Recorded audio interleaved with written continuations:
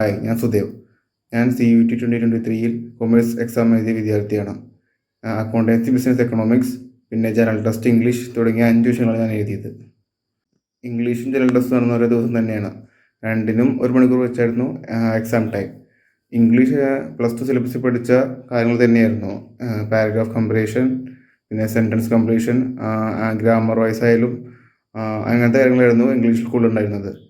English ഒരു easy to model ലെവലായിരുന്നു എനിക്ക് അനുഭവപ്പെട്ടത്. പിന്നെ general test easy moderate to difficult ലെവലായിരുന്നു. കാരണം അത് കുറച്ചുകൂടി പ്രോബ്ലം ഓറിയൻറ്റഡ് ആയിരുന്നു. അതുകൂടാതെ എല്ലാ ഭാഗത്തും ക്വസ്റ്റ്യൻസ് ഉണ്ടായിരുന്നു.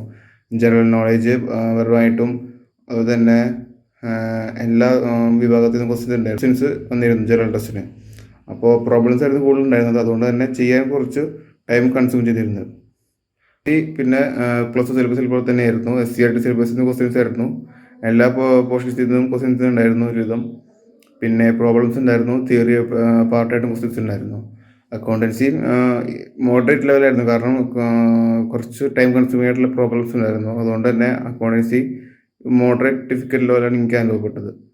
പിന്നെ business studies, economics. Business easy to moderate ലെവലായിരുന്നു. കാരണം അത് കുറച്ചുകൂടി സിലബസ് കോൺസെൻട്രേറ്റ് ആയിട്ട് വന്നത്.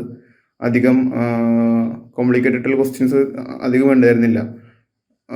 പ്രിൻസിപ്പൾസും തിയറീസൊക്കെ അറിയാവുന്നതാണെങ്കിൽ പെട്ടെന്ന് ആൻസർ ചെയ്യുന്ന ക്വസ്റ്റ്യൻസ് ആയിരുന്നു ബിസിനസ്സിൽ കൂടുതലും. എക്കണോമിക്സ് പോലെ തന്നെ +1 +2 സിലബസിൽ നിന്നും ക്വസ്റ്റ്യൻസ് ഉണ്ടായിരുന്നു. സ്റ്റാറ്റിസ്റ്റിക്സ് ഉണ്ടായില്ല. അതൊഴിച്ച് +1 ഇന്ത്യൻ എക്കോണമി, +2 മൈക്രോ എന്നും ക്വസ്റ്റ്യൻസ് ഉണ്ടായിരുന്നു.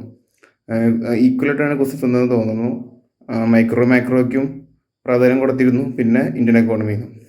ഓവറോൾ CUET എക്സാം ഒരു മോഡറേറ്റ് ലെവലാണ് അനുഭവപ്പെട്ടത്.